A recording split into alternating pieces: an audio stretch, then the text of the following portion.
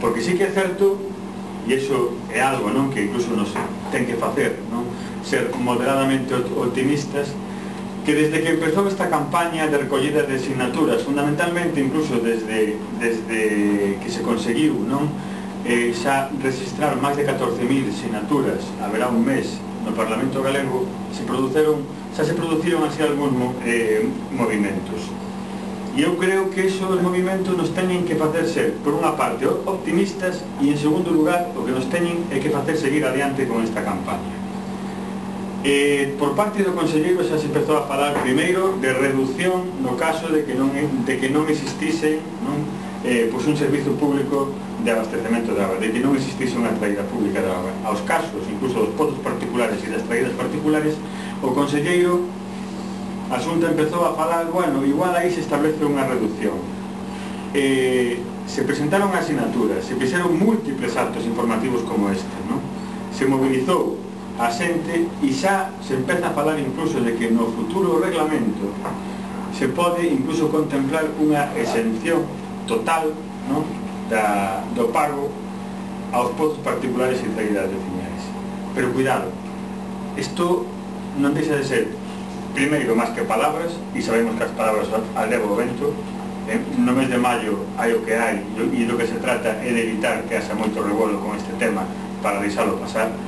Pero tamén hai outra cousa. Se se establece unha reducción, ou incluso unha exención no reglamento, non se está eliminando o imposto.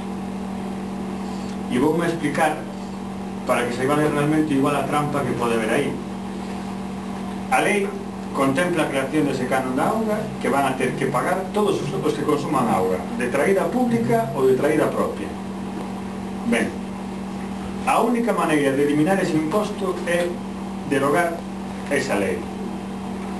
Si se aproba ahora un reglamento, pues poñamos por caso, no mes de junio, de xullo ou de agosto, que di, durante o ano 2011, o sea, 2012, que sería o seguinte exercicio, durante o ano 2012, as traídas particulares e os pozos particulares van a ter unha bonificación do 90% ou van a quedar exentas, o que estamos facendo é deixar ese imposto ainda creado, está aí, o sea, a lei xa ten creado ese imposto e estamos solucionando a papeleta só para un ano.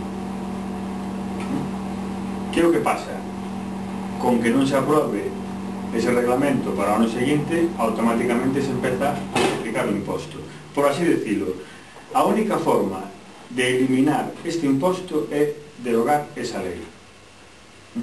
Unha reducción no reglamento non vai a ser máis que un parche e incluso unha reducción trampa para intentar incluso empezar a cobrar inicialmente pouco. Todos coñecemos incluso moitos casos de impostos que se empezou cobrando pouco e que despois ano a ano foron subindo. A mellor se aproba un reglamento con unha reducción para a xente que teña pozos particulares do 80% ou do 90% para que non haxa moito ruído, o ano seguinte se reduce ao 70%, o ano seguinte se reduce ao 50% e así vai aumentando pouco a pouco e progresivamente, non? Bueno, eu creo que nós non podemos aspirar a eso. O que hai é que aspirar a que eliminen a obligación de pago de eso, que eliminen ese imposto. E eu creo que estamos en condicións de conseguirlo precisamente porque no mes de maio hai eleccións municipais e precisamente por eso, non? Ainda que só pensen no seu propio interés, ainda que non pensen no interés xeral, pero si no seu propio interés, o que non creo é que se atrevan, se hai moita contestación, moita movilización, se a xente realmente lles transmite con miles e miles de firmas que non queren que lle cobren cando non lle están prestando un servicio, que lle cobren dunha forma tan injusta. Se a xente lle transmite eso con miles e miles de firmas na Xunta, eu creo, estou convencido, ademais, de que podemos conseguir que den marcha atrás e que deroguen ese canon da auga. Non podemos deixar que a lei quede finalmente aprobada e en vigor nos termos nos que está actualmente, porque é absolutamente injusto e supón un ataque, ademais, sin precedentes ao medio rural. Vos credes que é lógico incluso que na propia lei se contemple, e además ben así, que o feito impoñible, o sea, polo que se cobra é polos puntos de captación da auga, non? E que se estableza no artigo 46 incluso a recollida e almacenamento de aguas pluviais. Eso que é o que supón na práctica? Tes un depósito que acumula auga da chuvia e ti vas a pagar por esa auga. Tal e como está a lei, vas a pagar por esa auga. Se ti almacenas nun depósito auga da chuvia e ti se consumes esa auga, vas a pagar por esa auga. Por eso que nin reducción, que nese caso é o caso paradigmático onde temos que decir, como me vas a vender como un favor que me vas a cobrar unha reducción do 80% por esa auga, que non tes por que cobrarme nada. E é ao que debemos aspirar, a que deroguen unha lei que é absolutamente absurda e que supón un ataque ao medio rural sin precedentes, O sea, ten carácter absolutamente confiscatorio, xa non recadatorio, que tamén, absolutamente confiscatorio.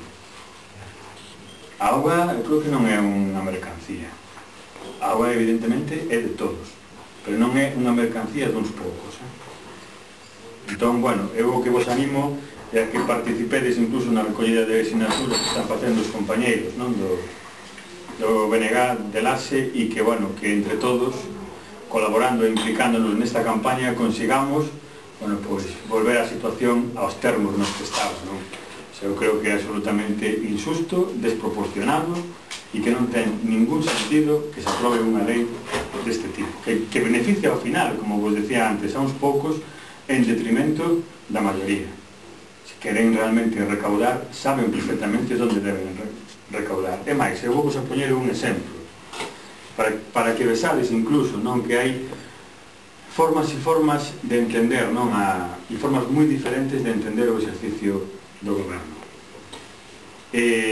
Non é o mesmo recaudar, como neste caso, 34 millóns de euros, non? Que evidentemente a administración ten que recaudar para prestar servizos públicos de calidad, eso non o discute ninguén, pero non é o mesmo recaudar con un imposto que hasta che cobra pola auga que almacenas da chuvia, que che cobra con independencia do teu nivel de renta, que te cobra sin prestar ningún servicio a cambio, que, por exemplo, recaudar de outra maneira. E poñemos un exemplo. No debate de orzamentos da Xunta, de presupostos da Xunta para o ano 2011, o BNG presentou no Parlamento Galego unha proposta de modificación deses orzamentos que era a seguinte: era incrementar, aumentar o tramo autonómico do imposto da renta un pouco, tampouco era demasiado, un pouco, nas rentas superiores aos 100.000 euros anuais netos. Estamos falando de rentas de 100.000 euros anuais netos, que creo que non é o que cobra todo o mundo, non? Bueno, son rentas xa bastante elevadas. Bueno, pois, sabedes canto se recaudaba incrementando un pouco o imposto da renta sobre esas rentas de máis de 100.000 euros anuais? 35 millóns de euros. Un millón máis do que se vai a recaudar desta forma tan injusta. Evidentemente non é o mismo que paguen incluso máis os que menos teñen, que o que se está facendo con isto, a que paguen e contribúan a pagar os servizos públicos precisamente os que máis teñen. Son dúas políticas totalmente distintas.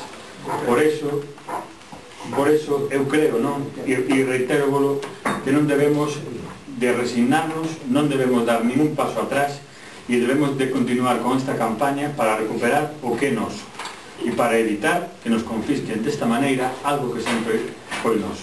É por eso polo que vos pido o apoio a esta campaña e que saibades, obviamente, que nela vades a contar co BNG, porque vamos a estar sempre defendendo as maiorías sociais diante de agresións como esta. Moitas gracias.